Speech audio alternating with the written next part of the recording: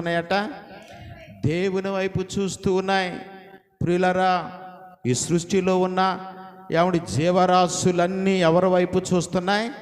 దేవుని వైపు చూస్తున్నాయి. కానీ మానవుడు మాత్రం దేవుని వైపు చూడడం లేదు. దేవుడిచ్చే దీవెనలు, దేవుడిచ్చే ఆశీర్వాదాలు, దేవుడి చేసే ప్రియులరా మేలులన్నీ మానవుడు పొందుకుని దేవుని వైపు చూడడం మానేసి మానవుడు ఏం చేస్తున్నాడు అని అంటే లోకం వైపు చూస్తూ ఉన్నాడు, మనుషుల వైపు చూస్తూ ఉన్నాడు. ప్రియులరా, కనుక దేవుని బిడలమైన మనం లోకము వైపు చూచేవారిగా ఎంత మాత్రం ఉండకూడదు. దేవునికి స్తోత్రం. హల్లెలూయా, హల్లెలూయా. ఆదికాండం 19వ అధ్యాయములో 26వ వచనంలో ప్రియులరా, దేవుడు సొదొమ గొమొర్ర పట్టణాల్ని ప్రియులరా అగ్ని చేత కాల్చివేసినప్పుడు ఆ నాశనము నుండి ప్రియులరా ఆ పట్టణములో ఉన్న నీతిమంతుని కుటుంబాన్ని తప్పించాలి అనుకున్నాడు. దేవునికి స్తోత్రం. హల్లెలూయా.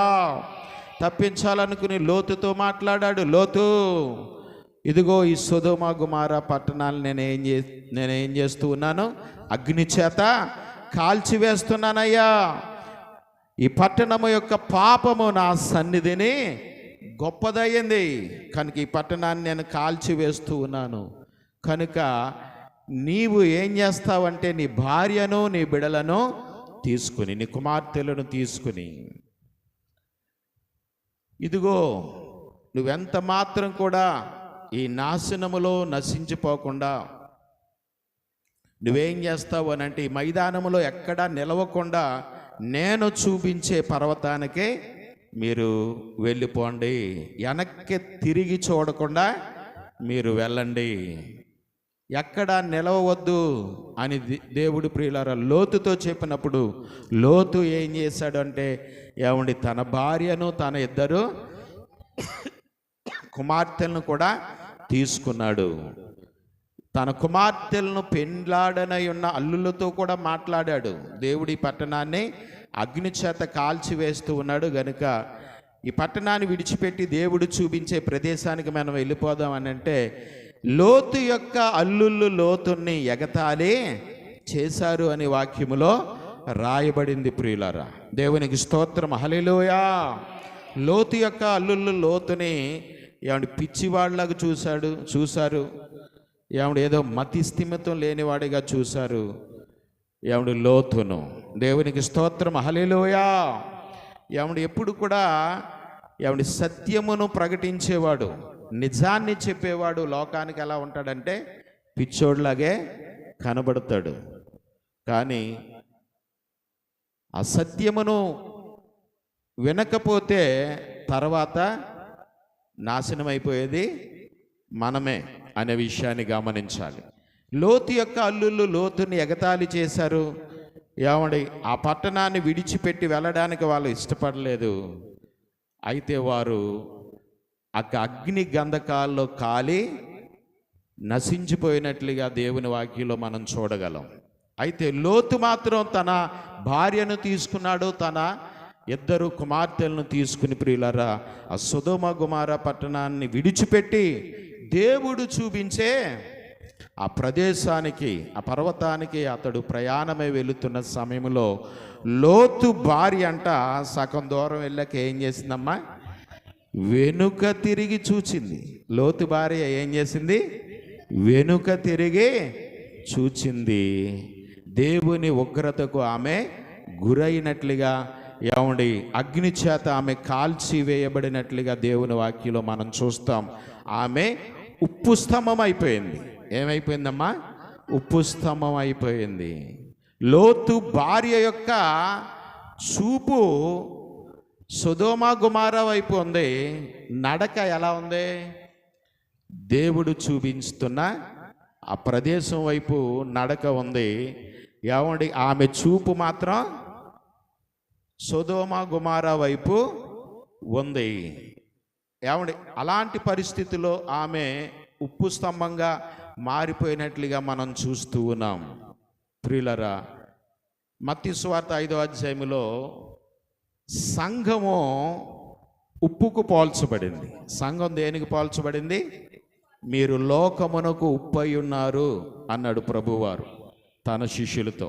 కనుక సంఘం లోకానికి ఎలా ఉందట?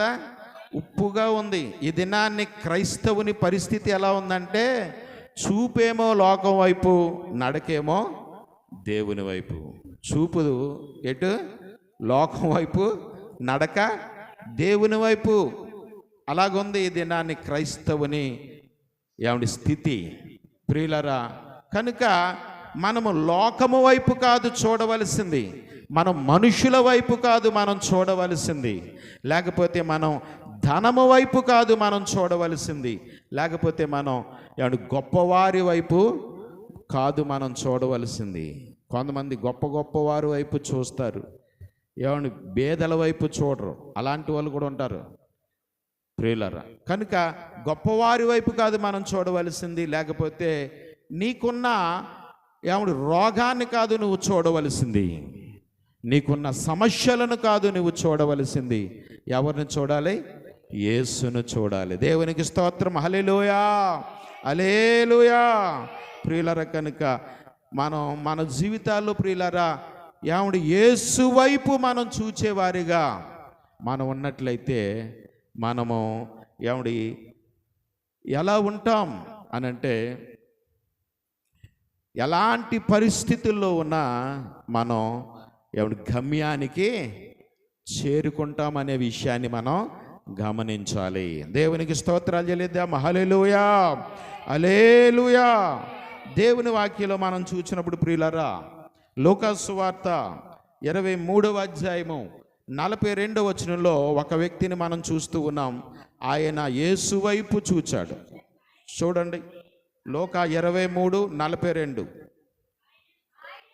ఆయనను చూచి యేసు, నీవు నీ రాజ్యములోనికి వచ్చినప్పుడు నన్ను జ్ఞాపకము చేసుకునుము అనెను.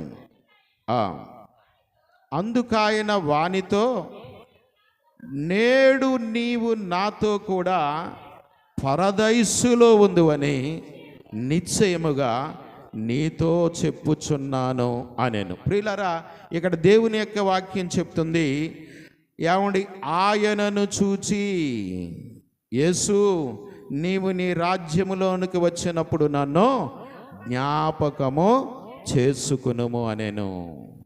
ఆయనను చూచి, ఎవరు ఆయన్ని చూచారు ఇక్కడ అంటే, సిలువ మీద ఉన్న దొంగ.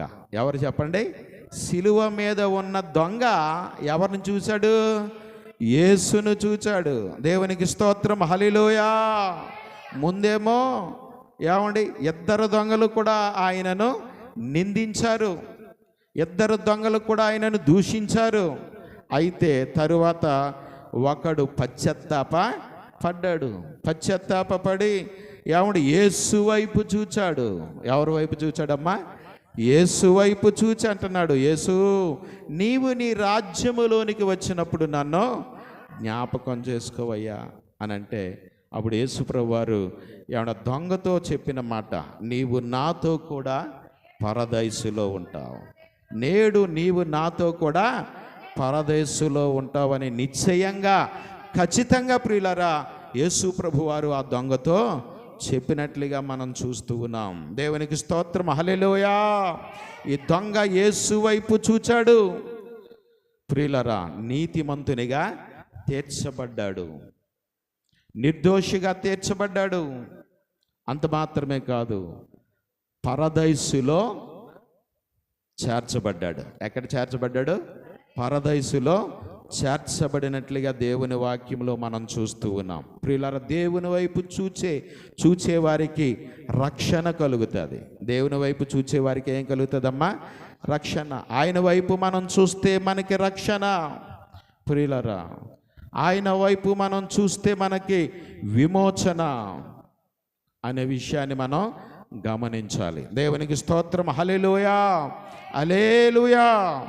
ఇంకొక వ్యక్తిని మనం చూస్తాం. మత్తయి సువార్త 14వ అధ్యాయము 29-30 వచనాల్లో మత్తయి 14:29-30 అవునండి. ఆయన రమ్మనగానే పేతురు దోణి దిగి యేసు యొద్దకు వెళ్ళుటకు నీళ్ళ మీద నడిచెను.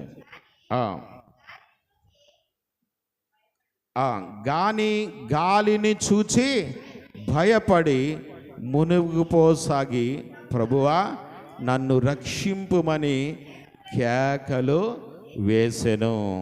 వెంటనే యేసు చెయ్యి చాప అతన్ని పట్టుకుని, అల్పవిశ్వాసి ఎందుకు సందేహపడితివని అతనితో చెప్పెను. వారు దోణి ఎక్కినప్పుడు గాలి అణిగెను. చాలండి. దేవునికి స్తోత్రం. హల్లెలూయా, హల్లెలూయా.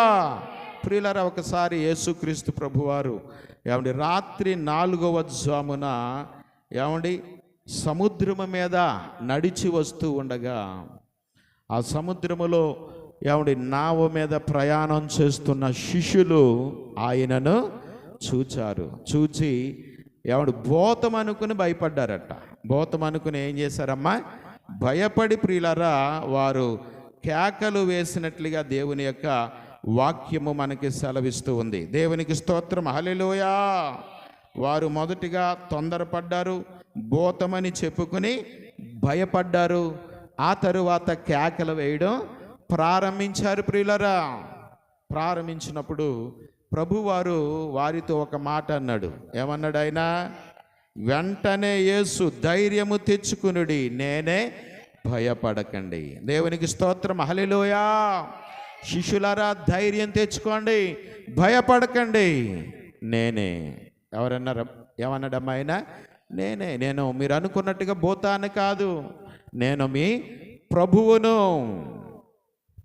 అని చెప్పినప్పుడు పేతురు అంటున్నాడు, ప్రభువా నీవే నేల మీద నడుచుచున్నవాడవైతే నేను కూడా నేల మీద నడిచేటట్లుగా నాకు సెలవి అని అడిగినప్పుడు, ప్రియులరా, యేసు ప్రభువారు పేతురుతో అన్నాడు, పేతురు నీవు కూడా నేల మీద నడుస్తావయ్యా, నడిచిరా అని చెప్పగానే పేతురు దోణి దిగి యేసు యొద్దకు వెళ్ళుటకు నేల మీద నడిచెను అనే మాట మనం చూస్తూ ఉన్నాం. దేవునికి స్తోత్రం. హల్లెలూయా. పేతురు కూడా, ప్రియులారా, దోణి దిగి సముద్రం మీద అడుగు పెట్టి మామూలు నేల మీద నడిచినట్టుగా పేతురు కూడా నేల మీద నడుస్తూ ఉన్నాడు. దేవునికి స్తోత్రం. హల్లెలూయా. ఎంతవరకు పేతురు సముద్రం మీద నడవగలిగాడు అని అంటే, యేసును చూచినంతసేపు. ఎంతసేపు చెప్పండి? యేసును చూచినంతసేపు పేతురు మామూలు నేల మీద నడిచినట్టుగా సముద్రం మీద నడిచాడు. కొంత దూరం వెళ్ళాక పేతురు గారిలో గర్వం ప్రవేశించిందంట. ఏం ప్రవేశించిందమ్మా? గర్వం. యేసు ప్రభువే కాదు నేల మీద నడవడం, నేను కూడా నేల మీద నడుస్తున్నాను అని చెప్పి గర్వించాడు. గర్వించి యేసును చూడడం మానేసి ఎవరిని చూస్తున్నాడట? గాలిని చూచాడు అని రాయబడింది. దేవునికి స్తోత్రం. హల్లెలూయా. గాలిని చూచి భయపడి మునిగిపోసాగాను అనే మాటకి అర్థం ఏంటంటే, అంతవరకు యేసును చూచాడు. అప్పుడు దేన్ని చూస్తున్నాడు? గాలిని చూస్తూ ఉన్నాడు. ప్రియులారా, యేసును చూచినంతసేపు పేతురు నీళ్ళ మీద సురక్షితంగా నడిచాడు, మునిగిపోకుండా నడిచాడు. ఎప్పుడైతే యేసును చూడడం మానేసి గాలిని చూడడం ప్రారంభించాడు, ప్రియులారా, మునిగిపోవడం ప్రారంభించినట్లుగా దేవుని యొక్క వాక్యములో మనం చూస్తూ ఉన్నాం. దేవునికి స్తోత్రం. హల్లెలూయా. మన జీవితాల్లో కూడా, ప్రియులారా, యేసు వైపు చూడడం మానేసి మన సమస్యల వైపు మనం చూచినట్లయితే మనం ఏమవుతాం? మునిగిపోతాం. కనుక నీ సమస్య వైపు కాదు నువ్వు చూడవలసింది. ఎవరి వైపు చూడాలి? యేసు వైపు చూడాలి. దేవునికి స్తోత్రం. హల్లెలూయా, హల్లెలూయా. యేసు వైపు మనం చూడగలిగితే మనం ఎలాంటి సమస్యలలో ఉన్నా, ప్రియులారా, ఆ సమస్యలను తొక్కుకుంటూ మనం ఏమంటే మన విశ్వాస జీవితంలో ముందుకు వెళ్ళిపోతాం అనే విషయాన్ని మనం గమనించాలి. దేవునికి స్తోత్రం, హల్లెలూయా. అందుకే పౌలు అంటూ ఉన్నాడు, విశ్వాసమునకు కర్తయు దానిని కొనసాగించువాడైన యేసు వైపు చూచుచు. దేవునికి స్తోత్రం, హల్లెలూయా. విశ్వాసమునకు కర్తయు దానిని కొనసాగించువాడైన యేసు వైపు చూస్తూ మన ముందు ఉంచబడిన పందెపు రంగములో, ఆత్మీయ జీవితము లేక విశ్వాస జీవితము అనబడిన పందెపు రంగములో ప్రియులరా, ఆ పందెపు పరుగులో ఏమంటే ముందుకు మనం కొనసాగేవారిగా ఉండాలి. దేవునికి స్తోత్రం, హల్లెలూయా. అలా ఉండాలి అని అంటే మన విశ్వాసమును కొనసాగించువాడైన, విశ్వాసమునకు కర్త అయిన యేసు వైపు మనం చూడాలి. అయితే మన విశ్వాసమును బలహీనపరిచేవాడు కూడా ఒకడున్నాడు, ఆడే గాలిగాడు. ఆడవడమ్మా గాలిగాడు. ఆ గాలిగాడి వైపు మనం చూడకూడదు. ఆ గాలిగాడి వైపు చూడకూడదు. ఆ గాలిగాడు మనలను నిరుత్సాహపరుస్తాడు.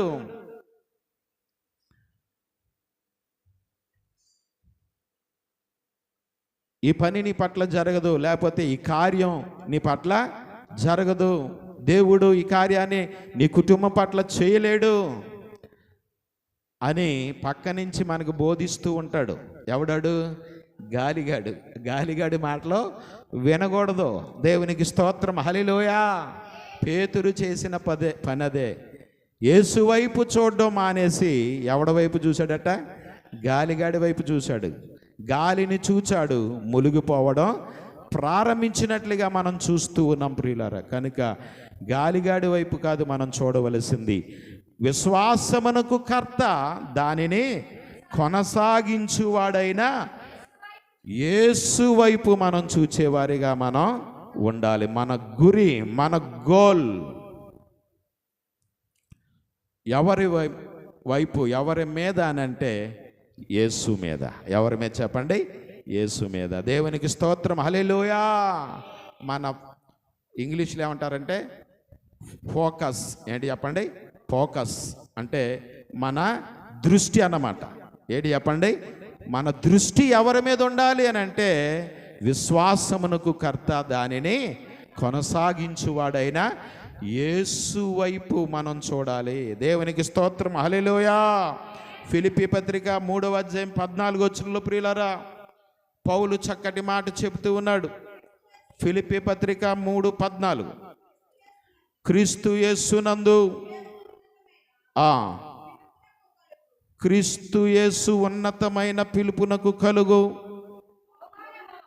బహుమానము పొందవలనని గురి యొద్దకే పరిగెత్తుచున్నాను.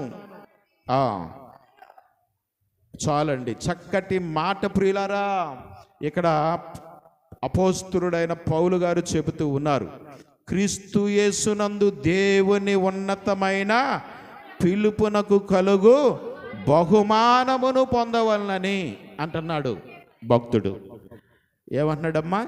క్రీస్తు యేసునందు దేవుని ఉన్నతమైన పిలుపునకు. దేవుని పిలుపు ఎలాంటిదట? ఉన్నతమైన పిలుపు. దేవునికి స్తోత్రం, హల్లెలూయా. ఆ యొక్క దేవుని ఉన్నతమైన పిలుపునకు కలుగు బహుమానమును పొందాలని పౌలు భక్తుడట గురి యొద్దకే పరిగెత్తుచున్నాను అంటున్నాడు. ఎక్కడికి పరిగెడుతున్నాడట? గురి. పౌలు గారికి ఒక గురి ఉంది. పౌలు గారికి ప్రియులరా ఒక నిరీక్షణ ఉంది. పౌలు గారి యొక్క దృష్టి యావుడి గురి మీద నిలిపాడు. దేని మీద నిలిపాడు? గురి. దేవునికి స్తోత్రం, హల్లెలూయా. ఏంటి ఆయన గురి అనంటే యేసు. ఎవరు చెప్పండి? యేసు మీద ఆయన గురి నిలిపినట్లుగా దేవుని వాక్యంలో మనం చూస్తూ ఉన్నాం. దేవునికి స్తోత్రాలు చెల్లిద్దాం, హల్లెలూయా. మన గురి, మన గోల్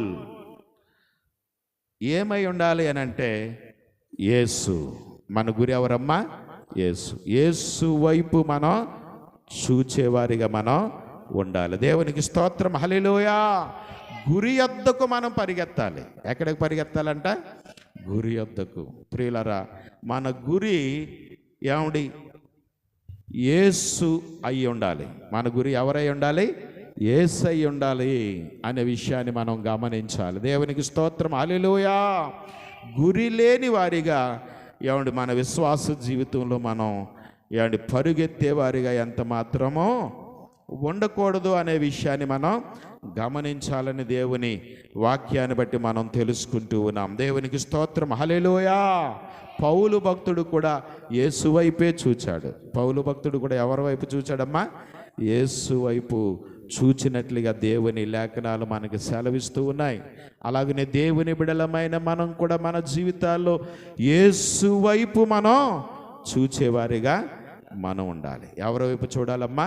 యేసు వైపు చూడాలి. ఆయన వైపు మనం చూచినట్లయితే ప్రియులరా, మన ఆత్మీయ జీవితములో, మన విశ్వాస జీవితములో ఎన్ని అడ్డులు, ఎన్ని ఆటంకాలు వచ్చినా వాటన్నిటినీ మనం ఏం చేస్తామమ్మా? త్రొక్కుకుంటూ, ఆ సమస్యలన్నిటినీ తొక్కుకుంటూ ఏమండి ముందుకు మనం వెళ్ళిపోతాం. గమ్యానికి మనం చేరుకుంటామనే విషయాన్ని మనం గమనించాలి. దేవునికి స్తోత్రం, హల్లెలూయా, హల్లెలూయా. దేవుని వాక్యంలో మనం చూసినప్పుడు ఎవరైతే దేవుని వైపు చూస్తారో వారు సిగ్గుపడరట. దేవుని వైపు చూచేవారు ఏం చేయరమ్మా? సిగ్గుపడరు అని ఉంది వాక్యంలో. చూడండి, 34వ కీర్తన అనుకుంటా, 34వ కీర్తన 5వ వచనమా చూడండి. వారు ఆయన తట్టు చూడగా వారికి వెలుగు కలిగెను, వారి ముఖములో ఎన్నడును లర్జింపక పోవును. ప్రియులారు, ఇక్కడ భక్తుడైన దావీదు చక్కటి ఏమండి మాటను చెబుతూ ఉన్నాడు. వారు ఆయన తట్టు చూడగా వారికి ఏం కలిగిందంట? వెలుగు కలిగింది. వారు అనగా ఎవరు అనంటే పూర్వకాలపు భక్తులు. ఎవరమ్మా? పూర్వకాలపు భక్తులు. అబ్రహాము, ఇస్సాకు, యాకోబు, అమ్మ మోషే, యెహోషువ, ఏమండి వీళ్ళందరూ కూడా పూర్వకాలపు భక్తులందరూ కూడా ఎవరి వైపు చూచారు? దేవుని వైపు చూచారు. దేవునికి స్తోత్రం, హల్లెలూయా. మనమో మనుషుల వైపు చూస్తాం. ఎవరి వైపు? మనుషుల వైపు చూస్తాం, దేవుని వైపు చూడం. ప్రియులరా, అందుచేతనే దేవుని దీవెన, దేవుని ఆశీర్వాదాలు మన జీవితాల్లో మనం పొందుకోలేకపోతూ ఉన్నామనే విషయాన్ని మనం గమనించాలి. పూర్వకాలపు భక్తులట ఆయన తట్టు చూచారు. పూర్వకాలపు భక్తులందరూ ప్రియులరా దేవుని వైపు చూచారు. చూచినప్పుడు వారికి ఏం కలిగిందంట? వెలుగు కలిగింది. ఎవరైతే దేవుని వైపు చూస్తారో ప్రియులరా వారందరికీ ఏం కలుగుతుందట? వెలుగు కలుగుతుంది. దేవునికి స్తోత్రం, హల్లెలూయా. ఒకవేళ నీవు కటిక చీకటి లాంటి ఏమండి సమస్యలలో ఉండొచ్చు, అయినప్పటికీ నీ పరిస్థితి ఏదైనా నీవు యేసు వైపు చూడగలిగితే నీకు ఏం కలుగుతుంది?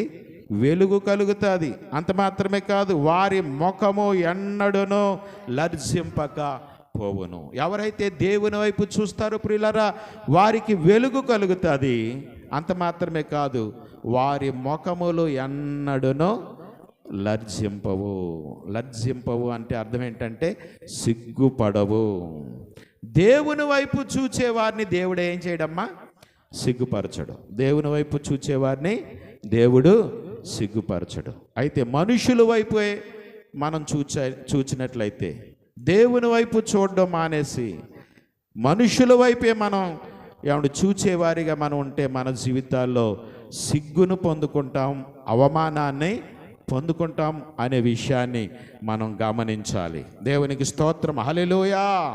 కనుక మన దృష్టి మనుషుల మీద కాదు, మన దృష్టి ప్రియులరా లోకము మీద కాదు, లోకాశల మీద కాదు, ధనము మీద కాదు, ఏమండి లేకపోతే మన సమస్యల మీద కాదు, కానీ మన దృష్టి ఎవరి మీద పెట్టాలి? దేవుని మీద పెట్టాలి. దేవునికి స్తోత్రం, హల్లెలూయా, హల్లెలూయా. కనుక మనం మన దృష్టిని దేవుని మీద పెట్టగలిగితే, మనం దేవుని వైపు ప్రియులరా చూడగలిగితే మనం ఏమండి వెలుగు పొందుకుంటాం. అంత మాత్రమే కాదు, ఏమండి ఆయన మనల్ని అన్నడు సిగ్గుపరిచేవాడు కాదు అనే విషయాన్ని ఏమండి దేవుని వాక్యాన్ని బట్టి మనం తెలుసుకుంటూ ఉన్నాం. కనుక దేవుని బిడలమైన మనం ఏమండి ఈ లోకము వైపు, లోకాశల వైపు కాక ఏమండి యేసు వైపు మనం చూచేవారిగా మనం ఉందాం. దేవునికి స్తోత్రం. హల్లెలూయా, హల్లెలూయా. విశ్వాసమునకు కర్తయు దానిని కొనసాగించువాడైన యేసు వైపు చూచుచు మన ముందు ఉంచబడిన విశ్వాస జీవితము అనబడిన పందెపు రంగములో ప్రియులరా ఓపికతో పరిగెత్తేవారిగా మనం ఉందాం. కష్టాలు వస్తాయి, శ్రమలు వస్తాయి, శోధనలు వస్తాయి, ఇబ్బందులు, ఇరుకులు నీకు ఎదురవుతాయి. అయినప్పటికీ నీవు వాటిని ఓర్చుకుని యేసు వైపు చూడగలిగితే, ఈ సమస్యల వైపు చూడడం మానేసి యేసు వైపు చూడగలిగితే తప్పనిసరిగా ఏమండి మనం గమ్యానికి చేరుకుంటాం. ఎలాంటి పరిస్థితిలో ఉన్నా మనం గమ్యానికి చేరుకుంటాం అనే విషయాన్ని దేవుని యొక్క వాక్యాన్ని బట్టి నేను తెలియచేస్తూ ఉన్నాను. కనుక దేవుని బిడలమైన మనం యేసు వైపు చూచేవారిగా మనం ఉందాం. యేసు వైపు చూచుచు మన ముందు ఉంచబడిన విశ్వాస జీవితము అనే పందెపు రంగములో ఏమండి ఓపికతో పరిగెత్తేవారిగా ఉండి దేవుని ద్వారా కలిగే ఏమండి ఒక గొప్ప బహుమానమును మన జీవితాల్లో మనం పొందుకుందాం. దేవుడి యొక్క కొద్ది మాటలను దీవించును గాక. ఆమేన్. హల్లెలూయా, హల్లెలూయా, హల్లెలూయా. ఈ సమయంలో ప్రియులారా అందరం కూడా ప్రభు సన్నిధిలో మోకరించి ఇంతవరకు దేవుడు తన వాక్యములో నుండి మనతో మాట్లాడిన విధానాన్ని బట్టి దేవునికి స్తుతులు చెల్లిద్దాం. హల్లెలూయా, హల్లెలూయా, హల్లెలూయా. మా పరమ తండ్రి నీకు స్తుతులు చెల్లిస్తూ ఉన్నాము నాయన. మా రక్షకుడా నీకు స్తోత్రం. ఇదిగో ప్రభువా, ఇంతవరకు నీ వాక్యములో నుండి మీరు మాతో మాట్లాడారు, నీకు స్తోత్రాలు తండ్రి. నాయన నీ బిడలమైన మేము నాయనా తండ్రి ప్రభువా, ఈ లోకము వైపు కాక, ఈ లోకాశల వైపు కాక నీ వైపు మేము చూచేవారిగా ఉండడానికి సహాయం చేయమని ప్రార్థన చేయించు ఉన్నాం తండ్రి. నీకు స్తోత్రం. హల్లెలూయా, హల్లెలూయా. తండ్రి నీకు వందనాలు, వందనాలు, వందనాలు నాయన. హల్లెలూయా, హల్లెలూయా. ప్రాణమా కృంగిపోకే, యేసు తోడుండగా. హృదయమా దిగులు పడకే, యేసుండగా. ప్రాణమా కృంగిపోకే, యేసు తోడుండగా. హృదయమా దిగులు పడకే, అండ యేసుండగా. యేసు వైపే చూడుమా, నిన్ను గమ్యము చేర్చును. యేసు వైపే చూడుమా, నిన్ను గమ్యము చేర్చును. ప్రాణమా కృంగిపోకే, యేసు తోడుండగా. హృదయమా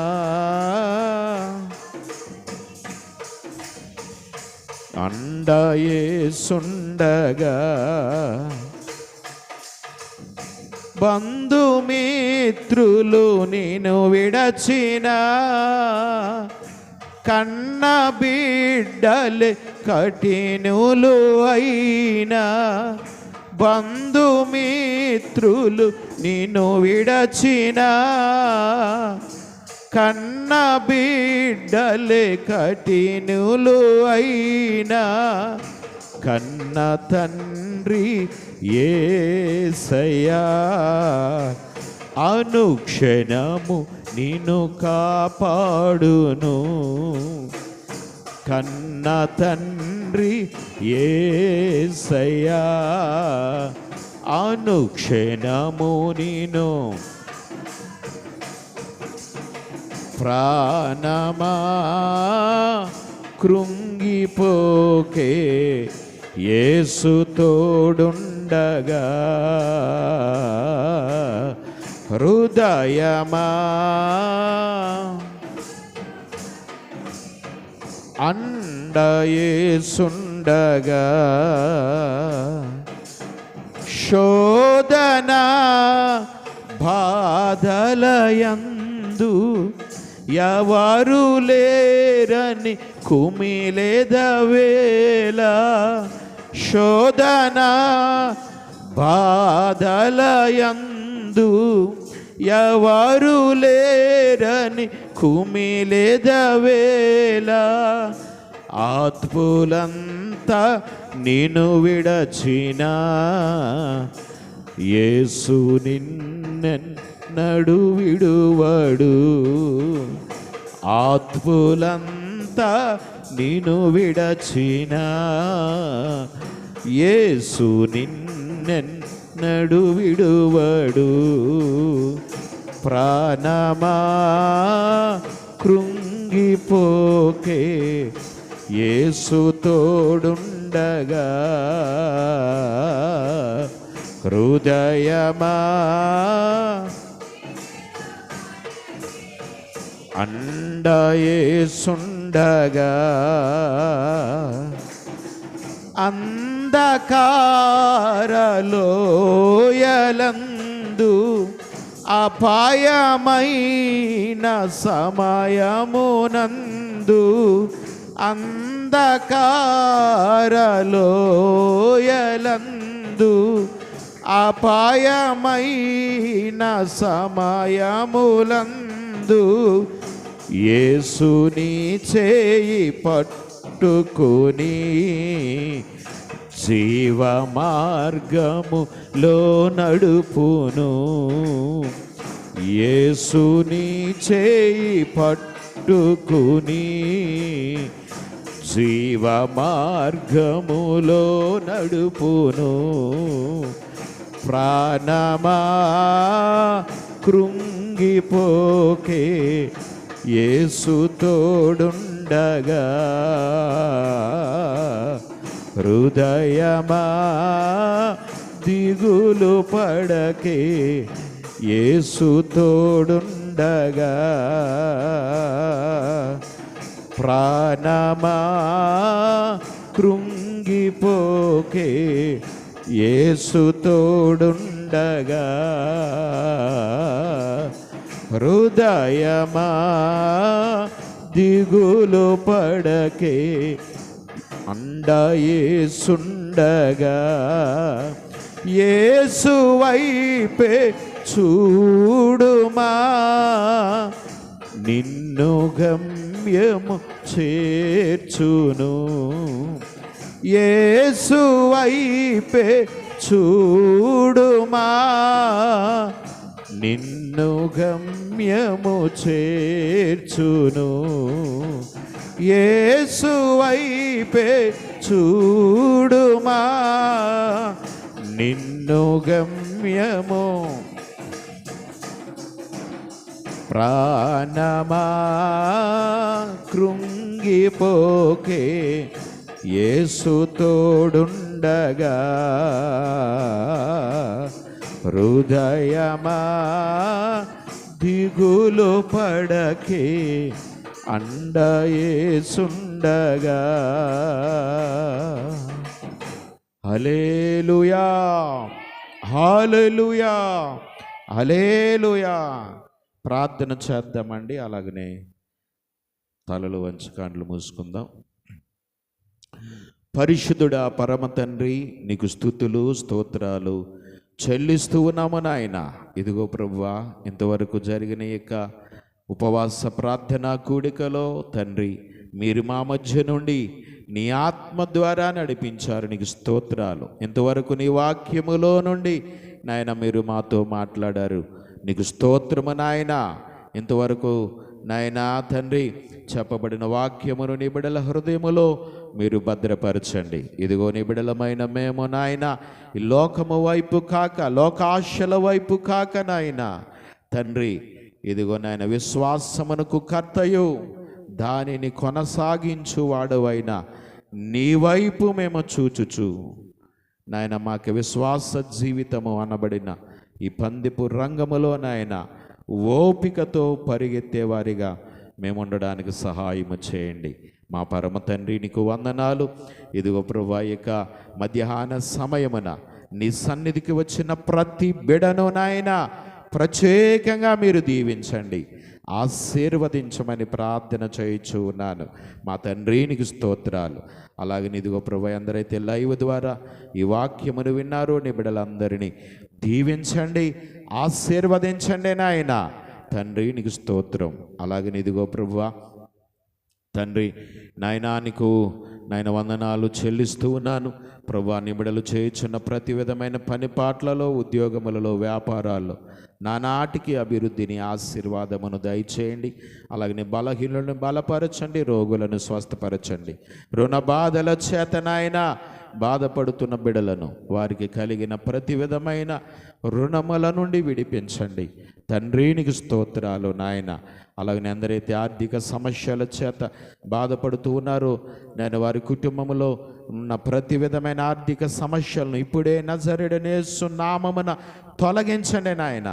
సమస్తమును సమృద్ధిగా నీ బిడ్డలకు దయచేయమని ప్రార్థన చేయించు ఉన్నాను.